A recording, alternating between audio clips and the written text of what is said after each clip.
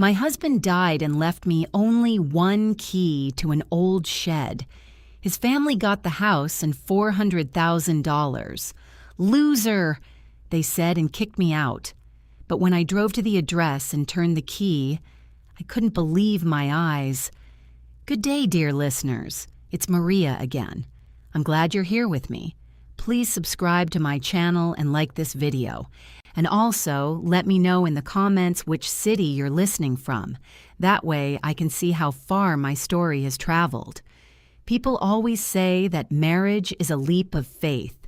You close your eyes, you jump, and you trust that the person beside you will catch you if you fall.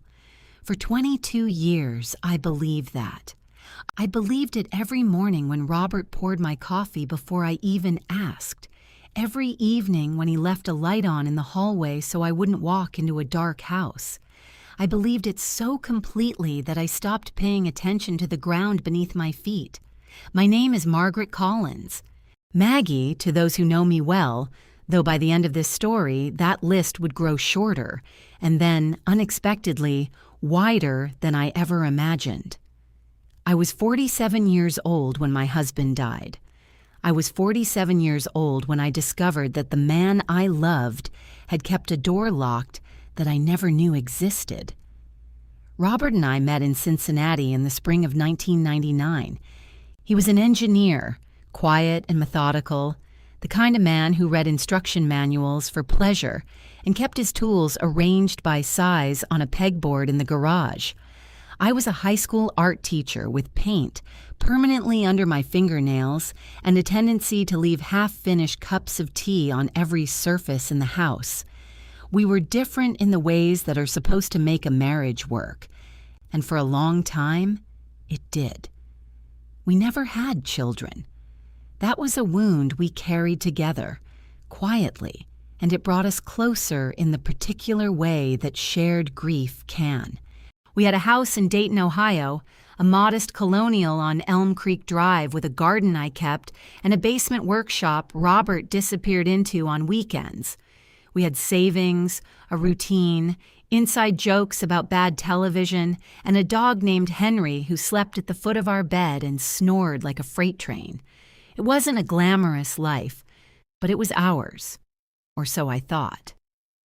The trouble with the Collins family was something I had learned to manage the way you learn to manage a recurring headache, with patience, distance, and the knowledge that it will eventually pass.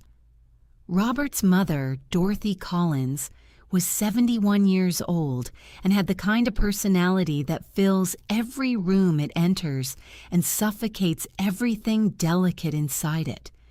She was sharp-tongued, territorial, and had never entirely forgiven Robert for marrying a woman she hadn't chosen herself.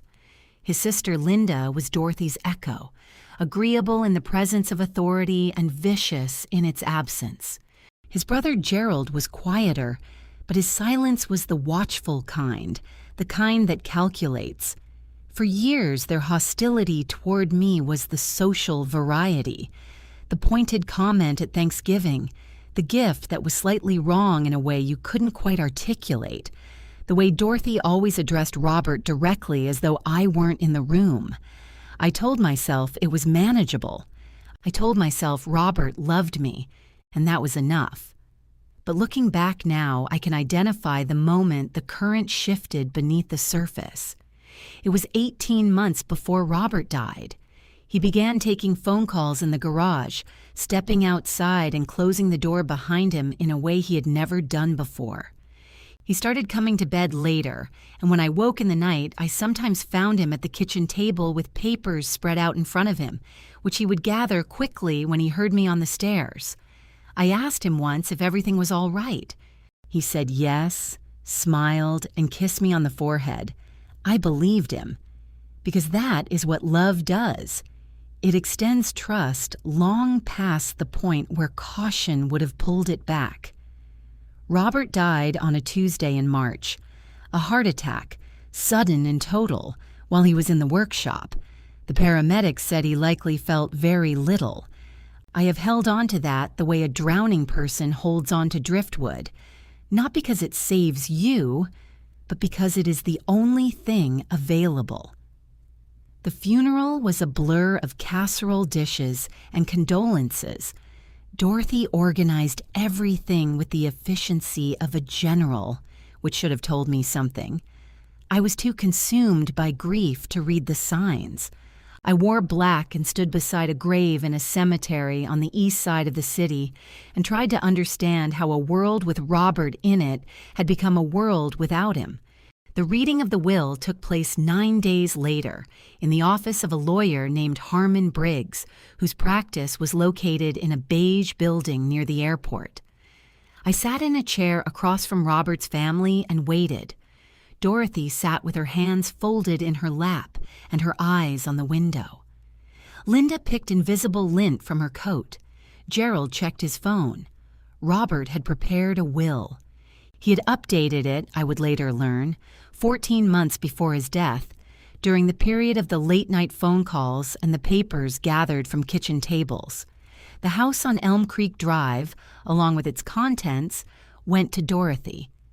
The savings account, $400,000 accumulated over 2 decades of careful, disciplined living, was divided between Dorothy, Linda, and Gerald in equal shares. There were other small provisions: a watch for Gerald, a set of books for Linda. For me, his wife of 22 years, there was one item: a key. Harmon Briggs slid it across the desk in a small manila envelope with a handwritten address on a sticker attached to the key's metal ring. The address was on the outskirts of the city, on a road I didn't recognize. I held the key in my palm and stared at it. It was small and brass-colored, the kind used for padlocks. "That's it?" I said. Harmon Briggs looked at his papers and said nothing useful. Dorothy stood, smoothed her coat, and looked at me with the particular expression of a woman who has won something she wanted for a very long time. "Loser," Linda said, not quite under her breath, and the word landed in the room like a stone dropped into still water. I was asked to vacate the house within 2 weeks. Legally, it was no longer mine. I drove home that evening, home for the last time, and sat at the kitchen table where Robert had spread his secret papers, and I looked at the key in my hand. Such a small thing, such an ordinary thing. The address on the tag was written in Robert's handwriting, and that detail undid me more than anything else that day, because it meant he had written it himself. He had thought about this. He had made a choice. The question that kept me awake that night was not why. Not yet. The question was simpler and more urgent. What does this key open? Moving out of a house you lived in for 16 years takes longer than 2 weeks when you are doing it alone, with grief sitting on your chest like a stone. But Dorothy Collins did not believe in extensions.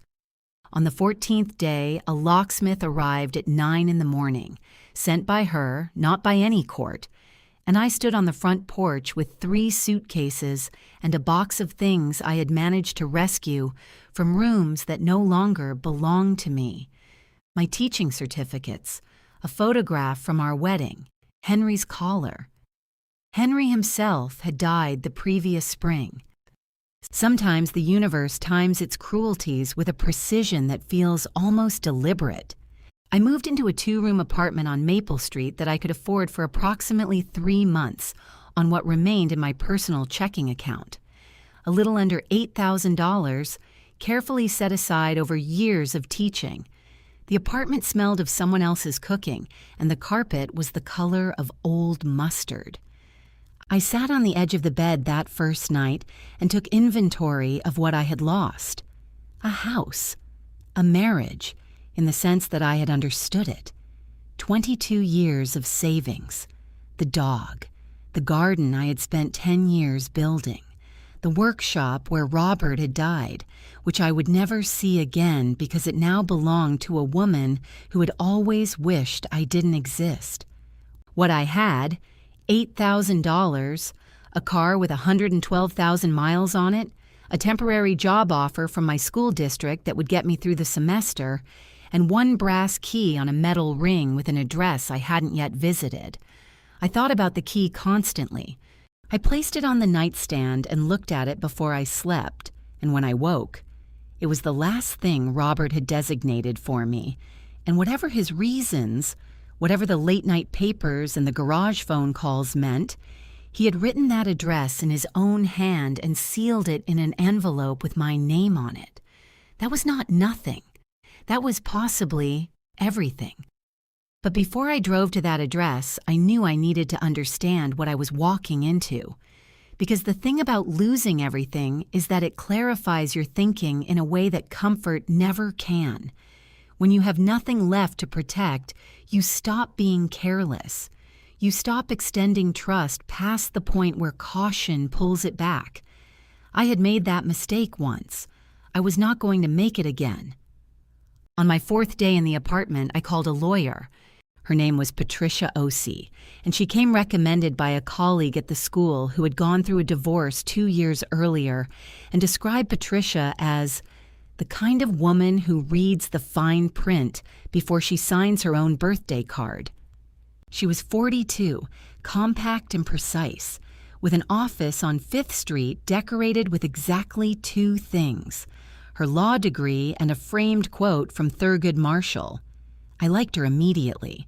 I sat across from her and told her everything. The 22 years, the late phone calls, the will, the key, the locksmith Dorothy had sent before I had finished packing. Patricia listened without interrupting, which is rarer than it sounds, and when I finished, she was quiet for a moment. The will was updated 14 months before his death, she said. Yes. Were you aware it had been changed? No. She wrote something on her notepad. Was your husband in contact with his family during that period more than usual? I thought about it. The garage door, the closed kitchen door, the papers gathered from the table. Yes, I said. Looking back, yes. I want to look at the will, she said. I want to look at it carefully. A spouse has legal protections in Ohio that cannot simply be signed away. Depending on the circumstances, depending on what I find, there may be grounds to contest. And the key? I said. Go to the address, she said. Document everything you find. Photograph it. Don't touch anything until you understand what you're looking at, and call me the moment you know. I left her office with something I hadn't had in 2 weeks, a direction.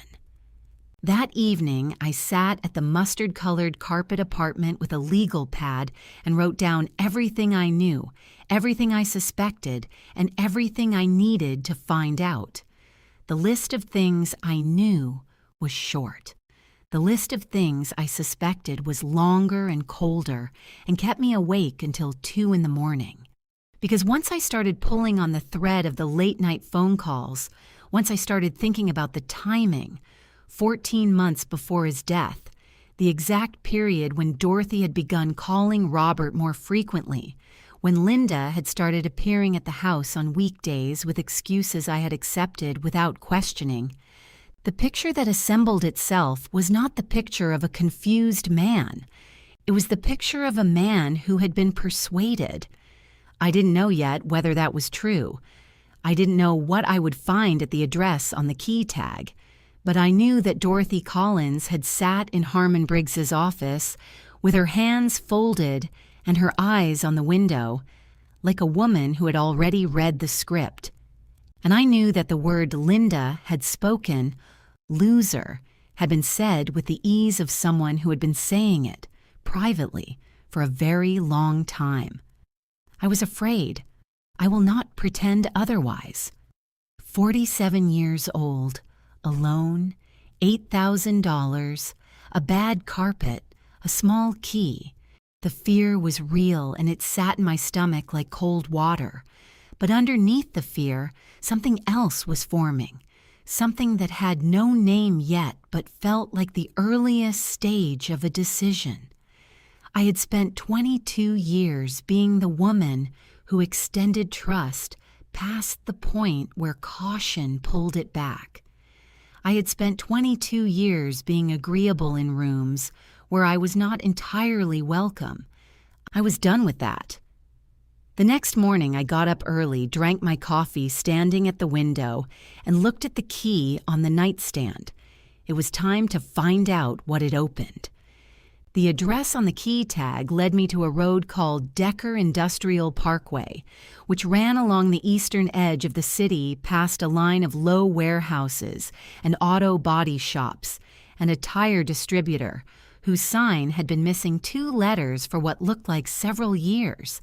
It was a Tuesday, overcast, the kind of Ohio spring morning that can't decide whether it wants to be winter. I drove slowly, checking the numbers on the buildings against the address written in Robert's handwriting, and when I found it, I sat in the car for a long moment before I got out. The building was called Henderson Climate Storage. It was a clean, well-maintained facility, newer than its neighbors, with a security keypad at the entrance and a small reception area visible through plate glass doors. It was not a barn. It was not a shed in the traditional sense, though the word storage fit the brass key in my pocket in a way that felt suddenly significant. I took out my phone and photographed the exterior, the address, the signage. Patricia had told me to document everything. I was beginning to understand why.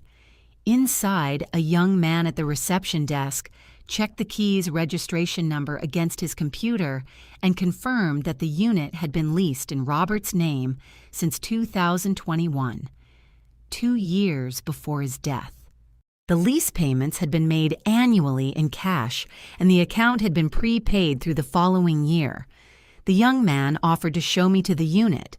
I said yes.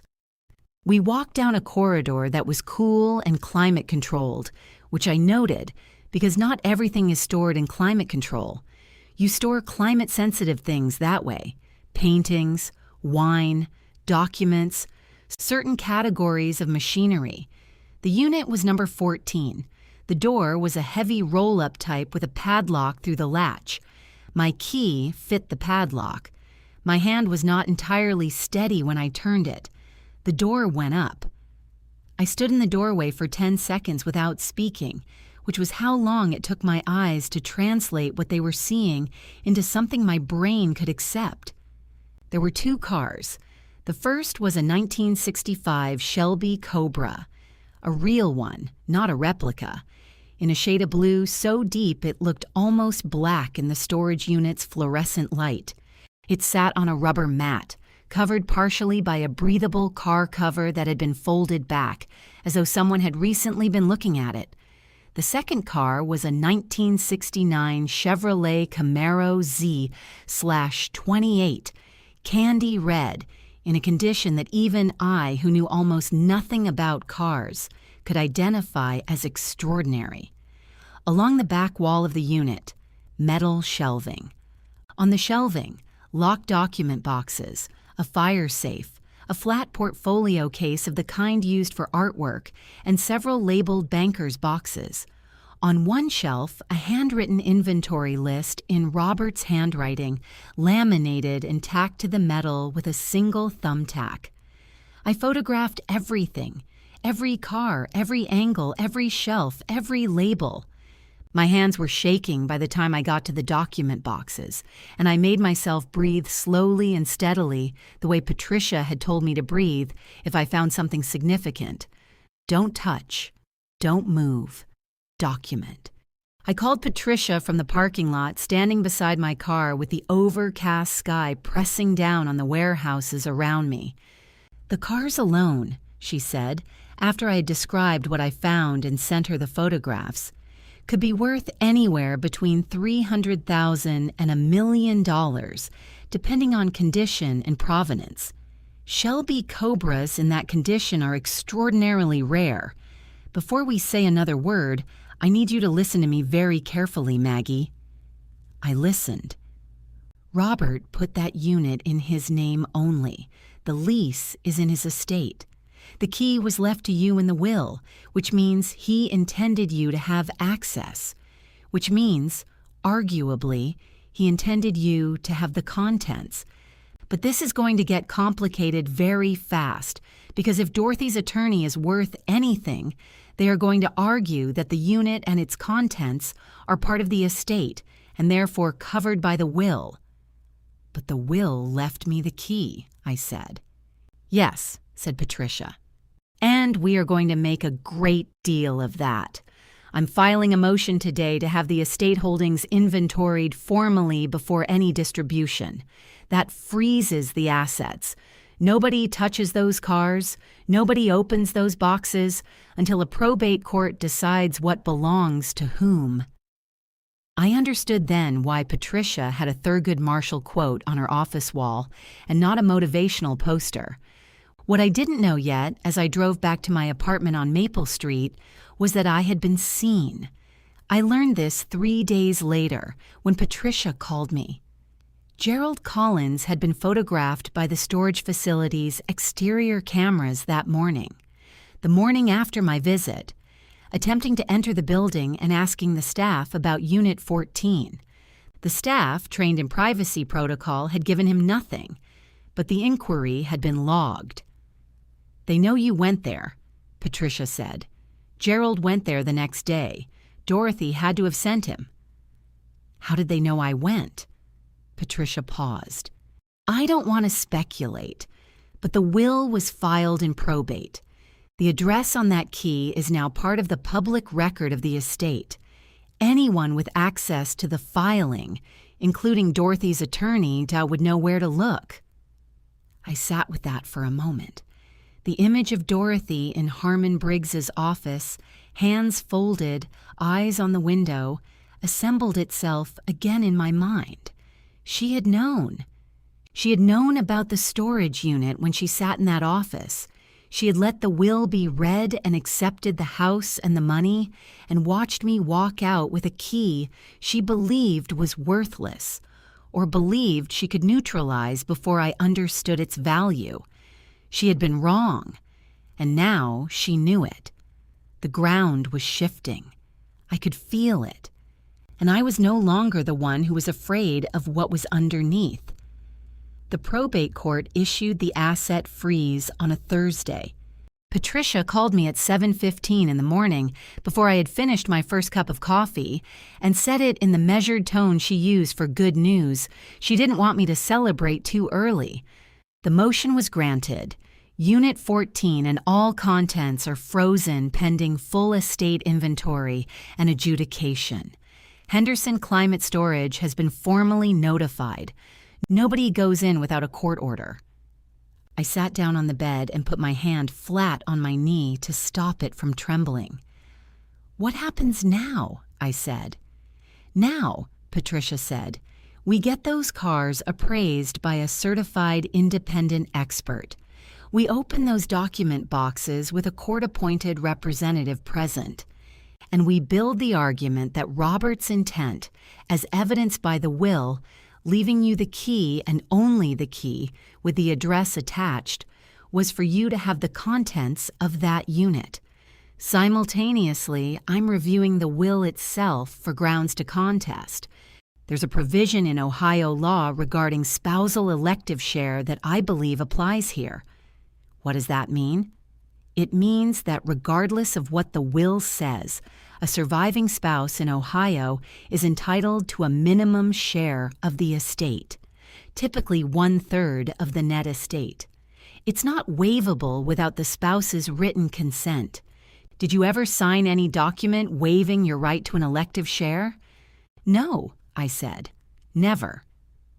Then Dorothy's attorney has a problem, Patricia said simply. The appraisers came 2 days later. Patricia accompanied them, along with a court-appointed estate representative, and, on behalf of the Collins family, their attorney, a man named Douglas Webb, who was Linda's husband's brother, and whose presence confirmed, in case I had any remaining doubt, the degree to which this family had been planning for a confrontation they believed they would win. The 1965 Shelby Cobra was appraised at $840,000. The 1969 Camaro Z/28 came in at $230,000. The document boxes contained, among other things, the original title deeds to both vehicles, both in Robert's name, a portfolio of early engineering patents Robert had filed and sold during the 1990s, with royalty documentation showing residual payments still being made, and a personal ledger in Robert's handwriting detailing separate accounts I had not known existed. The fire safe required a locksmith.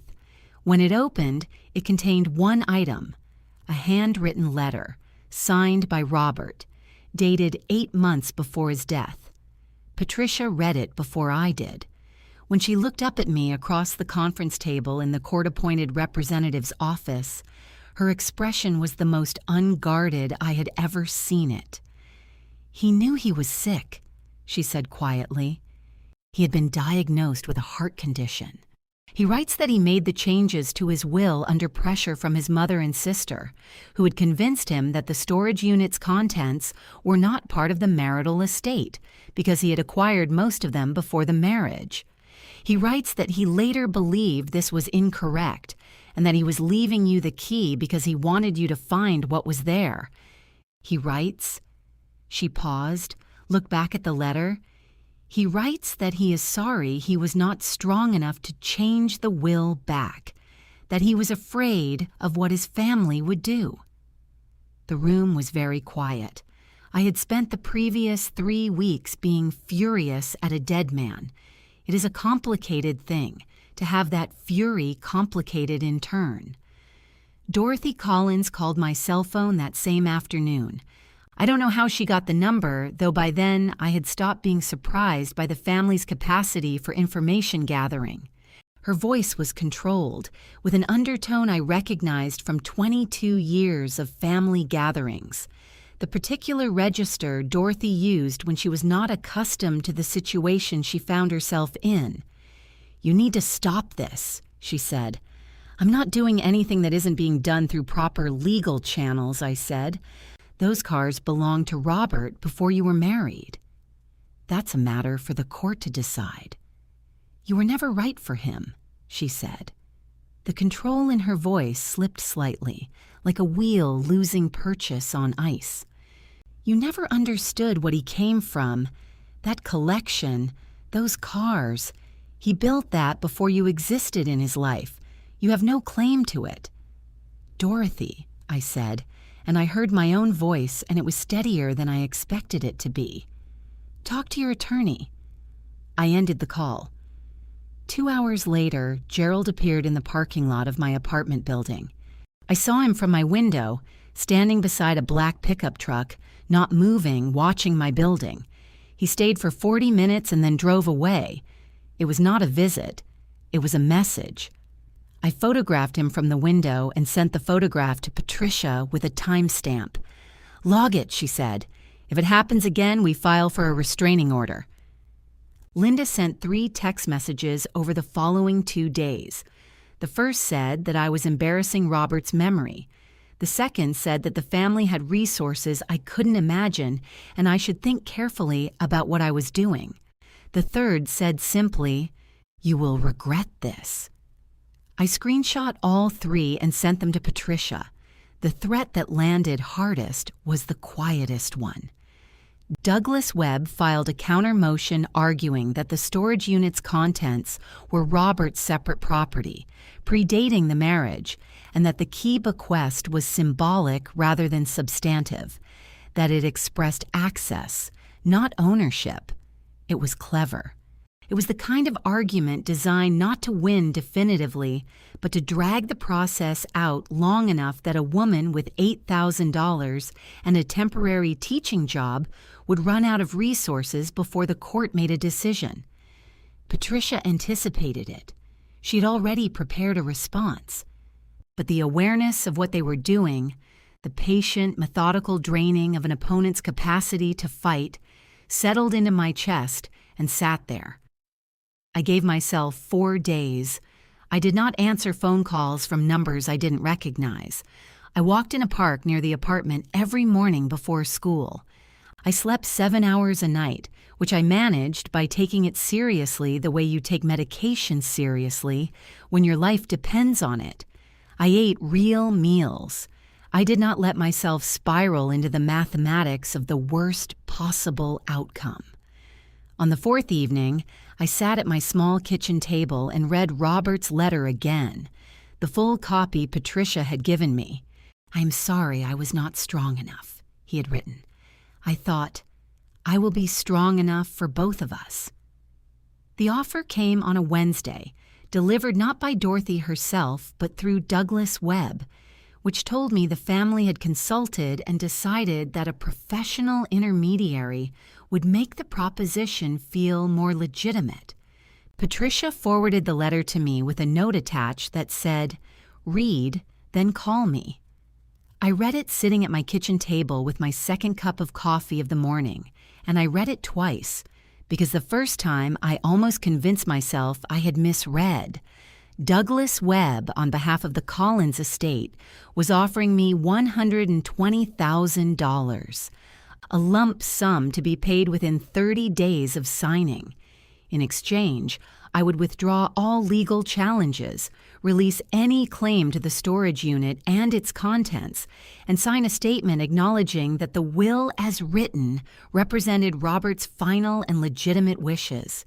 $120,000 against a potential claim worth over $1 million. I called Patricia. "They're scared," she said. "I know. 120 is a serious number. It's not an insult offer. They ran the math and decided this was cheaper than litigating the Shelby Cobra and Robert's letter to a jury." "I know that too," I said. "What do you want to do?" I looked out the window at the parking lot below, at the ordinary Tuesday geometry of parked cars and pigeons, and a woman with a stroller navigating a cracked section of sidewalk. I thought about what $120,000 would do for me. I thought about the carpet in my apartment, the color of old mustard. I thought about Gerald standing in that parking lot for 40 minutes, not moving, watching. "I want to decline," I said. Patricia was quiet for 3 seconds. "I want to make sure you understand the risk." "I understand the risk." "They will escalate. Webb's filing is designed to outlast your bank account.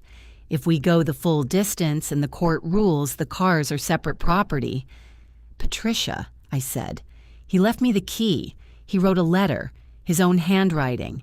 He knew he was sick, and he knew what was in that unit, and he made sure I would find it. I am not signing a document that says his wishes were legitimate when his own letter says he was pressured into them. I'm not doing that." Another pause. Then, "All right, I'll draft the declination." The Collins family received our response 2 days later. I know because that evening Dorothy drove past my apartment building in her silver Buick at a speed that suggested she was making a point rather than going somewhere. I watched from the window. She didn't stop. I made a note of the time in a small notebook I had started keeping for exactly this purpose. But something else was happening alongside the legal machinery, something that mattered in a different way. I was not as alone as I had been. The person who changed that was Karen Hollis, who had been my closest friend for 11 years, and who had been careful with me since Robert died in the way that people are careful with the recently bereaved, calling regularly but not too often, present but not presumptuous. When I finally told her the full story, the will, the key, the storage unit, the cars, the letter, the offer I had just declined, she was quiet on the phone for a long moment. "Why didn't you tell me sooner?" she said. "I didn't know who to trust," I said honestly. "I didn't know which parts were mine to tell." "All of it," she said. "All of it was yours to tell." Karen drove over on Saturday with a bag of groceries and the kind of practical, competent presence that I had been missing without knowing how to name it. She reorganized my kitchen cabinets while I talked, which is how she thinks, with her hands moving, her back half turned, listening more carefully than anyone who is looking directly at you. She did not offer me advice about the legal case. She didn't have any to give. What she offered instead was simpler and more necessary. "You're not a loser," she said at some point in the afternoon, not looking up from the shelf she was lining with paper. I want to say that explicitly because I know that word is sitting inside you somewhere. You're the most tenacious person I know, and you are doing everything right. I didn't cry. I had already done the crying portion of this, alone in my apartment at 2 a.m, and I had decided to be done with it for now. But I felt something loosen in my chest that I hadn't known was clenched. I also, through Patricia, connected with a woman named Sylvia Marsh, a CPA who specialized in estate disputes and had been recommended by the courts as an independent financial evaluator for the case. Sylvia was 60, practical, and deeply unimpressed by the Collins family's counter-arguments, which she described to me over the phone as standard delay tactics dressed up in legal language. She had pulled Robert's patent royalty records and found something Douglas Webb's team had not disclosed, a series of royalty payments from 2003 onward that had accrued during the marriage, totaling approximately $230,000, which had been deposited into the accounts listed in Robert's ledger, accounts the estate had not yet fully declared. "They knew about this," Sylvia said flatly. "Their attorney had access to Robert's financial records, and these payments are clearly listed. They didn't disclose them in the estate inventory." "Is that legal?" "It is not," she said. I wrote the figure down in my notebook, $230,000, and circled it. The picture was becoming clearer. The cars, the letter, the undisclosed accounts, the offer of $120,000 to go away before a court could see all of it. Dorothy Collins had sat in Harmon Briggs's office with her hands folded and her eyes on the window, and she had believed she was watching a door close behind a woman who would never find her way back in. She had underestimated what was behind door 14. They came on a Sunday afternoon, which was a calculated choice. Sunday is the day of softened edges, of forgiveness, of the particular vulnerability that comes from a quiet apartment and too much time to think. Dorothy arrived first, followed by Linda's car, then Gerald's pickup. All three parked in the lot below. I watched from the window and felt the cold, specific sensation of a person who has spotted an ambush assembling. I let them come up. Dorothy wore a dark green dress and carried a tin of cookies, which was the most alarming detail. It meant she had thought hard enough about the performance to include a prop. Linda held a peace lily in a plastic pot. Gerald stood slightly behind them both and looked at the floor when I opened the door. The posture of a man who has decided that not meeting your eyes is the same as not being responsible for what's happening. What followed was 20 minutes of the most carefully constructed conversation I had ever been subjected to. Dorothy spoke in the language of family, of what Robert would have wanted, of how this legal battle was tearing apart his memory, of how surely we could handle this between ourselves without involving courts and attorneys who didn't know him. She mentioned twice how hard this was for her. She did not mention the offer of $120,000, which meant she knew I had refused it and was trying a different approach. Linda contributed in a softer key, how she hoped we could put everything behind us, how grief made people say things they regretted. Here she glanced at me briefly, the specific glance of a woman acknowledging a wrong without actually apologizing for it. Gerald said almost nothing. At one point, he looked up and met my eyes directly, and what I saw there was neither grief nor remorse, but something flat and watchful. He was measuring me, trying to determine whether I was softening. I was not. I waited until Dorothy's third reference to what Robert would have wanted. "Dorothy," I said, "when did you know about the storage unit?" She blinked. "What?" "Henderson Climate Storage. When did you know it existed?" The pause that followed was approximately 2 seconds, a long time when you are holding a cookie tin and claiming not to have expected this question. Robert mentioned, I was aware he had some things in storage. Gerald was there the morning after I visited, I said. Within 24 hours, which means you knew where to send him, which means you sat in Harmon Briggs's office knowing what that key opened and believed I would never figure it out. The room changed temperature. Dorothy's hands tightened on the tin. Linda's carefully arranged expression became difficult to maintain. "That's a very serious accusation," Dorothy said. The tired softness in her voice was gone entirely.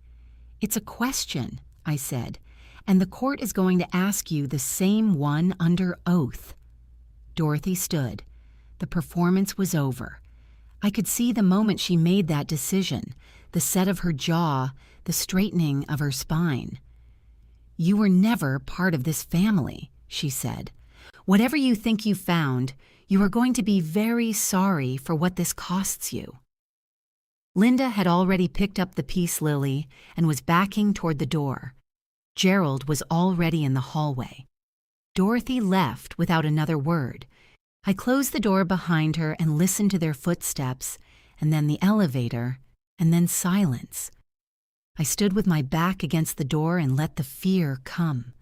It was real. It moved through me in a wave, starting in my hands and working upward. "You are going to be very sorry." The flat assessment in Gerald's eyes, Dorothy's voice stripped of performance, simply cold. I breathed through it. Not around it, through it. And when the wave passed, I noticed something. The fear had not dissolved my resolve. It had hardened it, made it specific and crystalline and entirely my own. I went to my notebook and wrote down everything Dorothy had said, every word I could recall, while it was fresh. Then I called Patricia. "Good," she said when I finished. She confirmed Gerald was sent there. In a conversation, you can testify to under oath. That's the piece we needed. She was right. And Dorothy Collins, who had spent 22 years believing I wasn't paying attention, had handed it to me herself. The hearing was set for a Thursday in May. The courtroom was on the 4th floor of the Montgomery County Courthouse. Wood panels, fluorescent lighting, the particular quiet of a place where things are decided. Patricia and I arrived early. I wore a gray blazer I had bought specifically for this, because dressing with intention is a form of taking yourself seriously, and I was taking myself very seriously. Dorothy was already seated at the opposite table when we came in, flanked by Douglas Webb and a younger associate. Gerald and Linda sat in the gallery behind them. Linda fidgeted with her watch. Gerald was still, the stillness of a man calculating. Judge Anita Carver presided. She was 63, methodical, known for 2 things, disliking games and respecting evidence. I found both enormously comforting. Douglas Webb's opening argument was what Patricia had predicted. The cars were separate property, acquired before the marriage. The key bequest was sentimental, not legal transfer of ownership. The will was Robert's legitimate final expression of his wishes. Patricia's opening was shorter.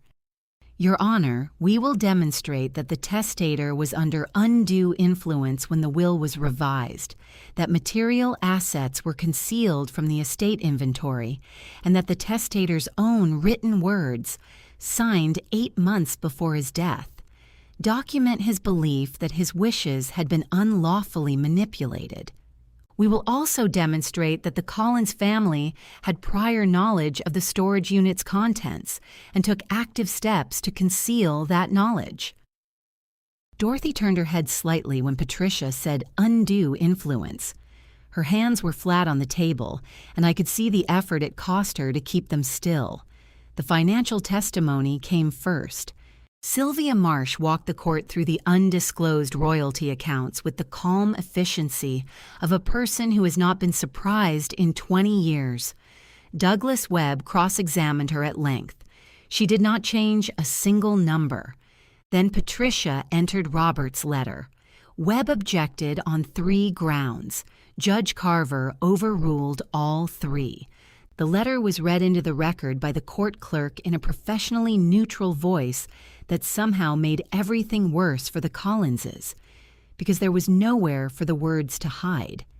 I made the changes to my will under pressure from my mother and sister. I later believed this was incorrect. The room held the particular quiet of people working hard to appear composed. Then Patricia called Dorothy Collins to the stand.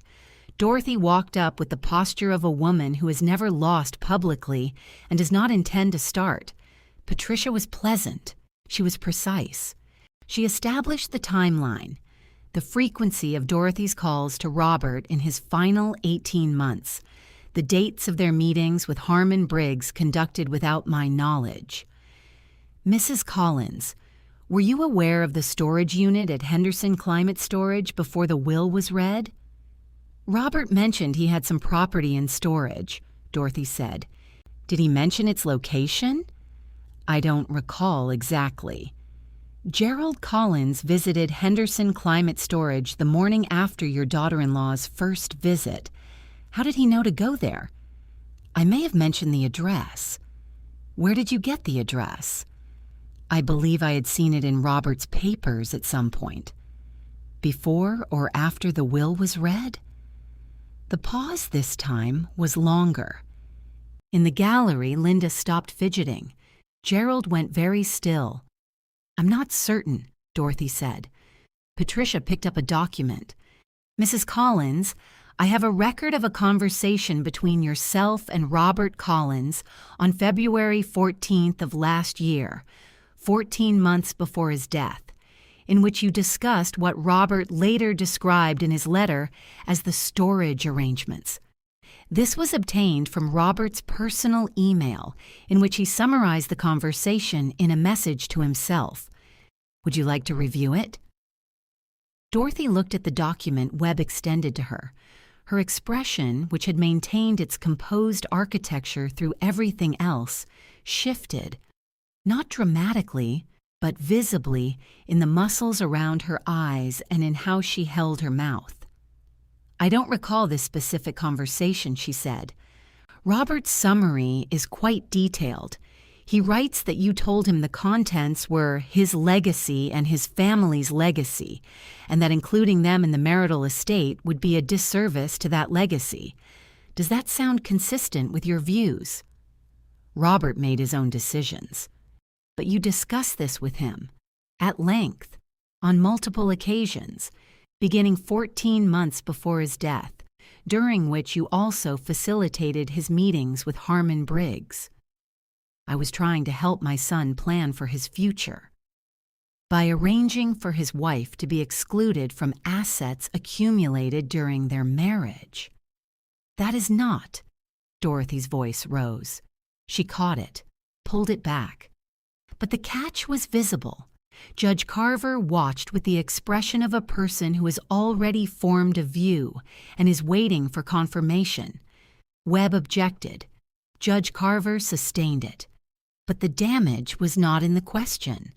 The damage was in the pause, in the I believe I had seen it and the I don't recall when exactly, from a woman who had walked to this stand 20 minutes ago with the posture of someone who has never lost. She was losing now. The room could see it.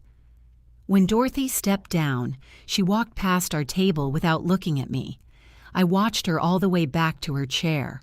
I watched the very small, very controlled set of her shoulders, the closest this woman would ever come to showing that something had shaken her. Patricia sat down and wrote one word on her notepad, turned it briefly so I could read it, then closed it. Good. Judge Carver issued her ruling 6 weeks after the hearing. I filled those weeks with work, with Karen, with long evening walks as the weather improved. Patricia had told me to be patient. I practiced it deliberately, one day at a time. The ruling came on a Tuesday, the same day of the week Robert had died. I don't believe in signs, but I noted it. Patricia called at 8:47 in the morning. I was in the school parking lot 15 minutes early drinking coffee from a travel mug. When her name appeared on my screen, I set the mug on the dashboard. "Maggie," she said, "we won." What I felt in that moment was a kind of interior silence, like the pause before an orchestra begins, when the sound has stopped and the music hasn't started yet. "Tell me," I said. Judge Carver had found as follows. The 1965 Shelby Cobra and the 1969 Camaro Z/28, along with all contents of Unit 14, were marital assets. Their acquisition and financing had occurred during the marriage, and no antenuptial agreement excluding them existed. Robert's letter constituted evidence of testamentary intent, confirming that the key bequest was meant to convey the unit's contents to me. The undisclosed royalty accounts, Sylvia's $230,000, were found to be materially and improperly excluded from the estate inventory, which Judge Carver described as reflecting, at minimum, a significant failure of disclosure obligations and at maximum deliberate concealment. And, in light of documented evidence of undue influence on the testator, the court applied Ohio's spousal elective share statute.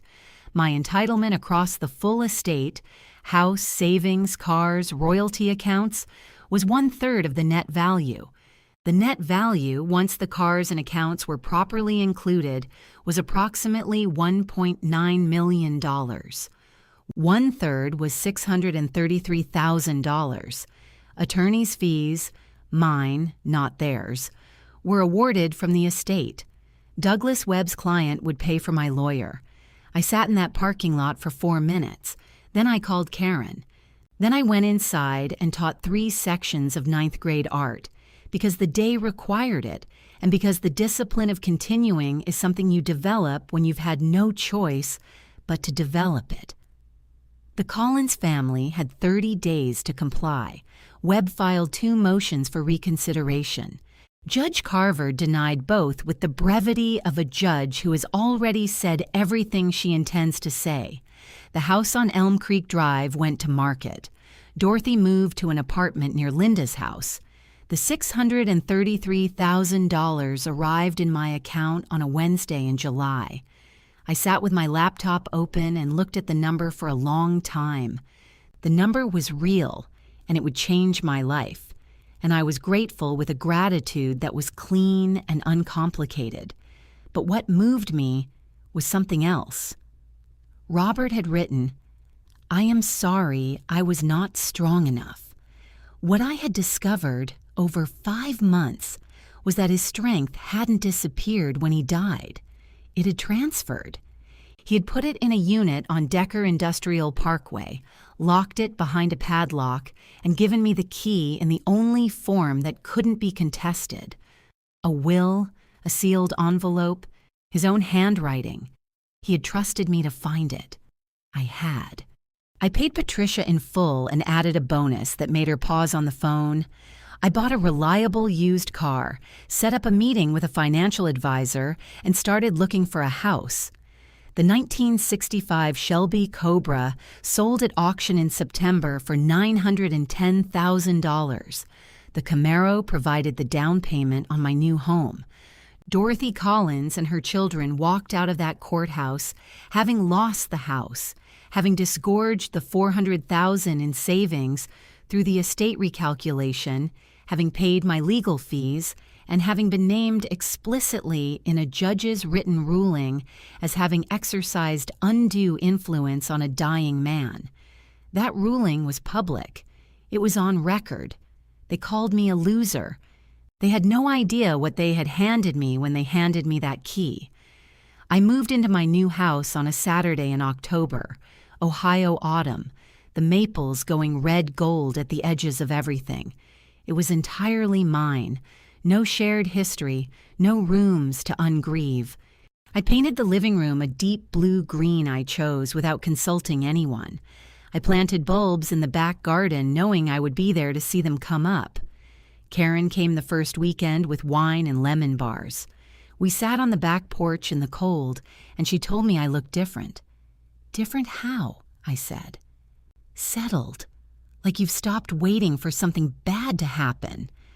I think I stopped waiting when I realized I could handle it if it did.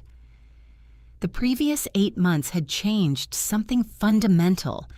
I had always had the capacity for this kind of strength. I had simply not had occasion to use it. The Collins family had done me the service of making it necessary. My teaching settled in a way it hadn't for years. I started a watercolor elective that filled to capacity in 2 days.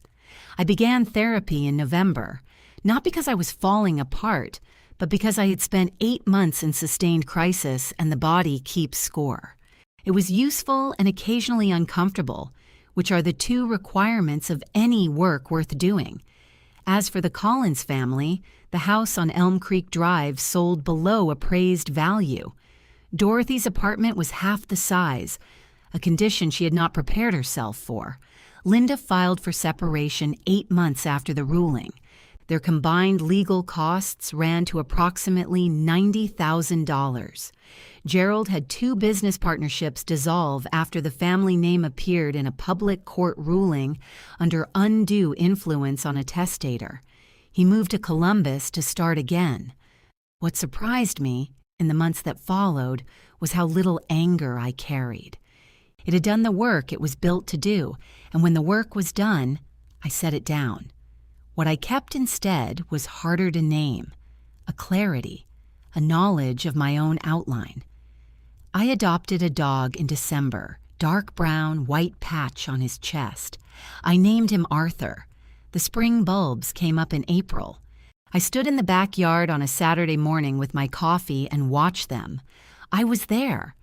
People will tell you what you are worth. They will say it plainly, or they will arrange circumstances to say it for them. They will call you a loser, hand you a key, and wait for you to believe that a key is nothing. Do not let anyone else decide which doors open. Robert gave me one small brass key with an address in his own handwriting. They thought it was an insult. It was, in fact, everything. Not because of the cars or the money, but because of what it said. I trust you to find it. Do the work of finding out what is really there before you decide what something is worth. Never sign away what you haven't yet understood. What would you have done with that key? Leave a comment. I read every one. And if this story stayed with you, share it with someone who needs to hear it today. Thank you for being here.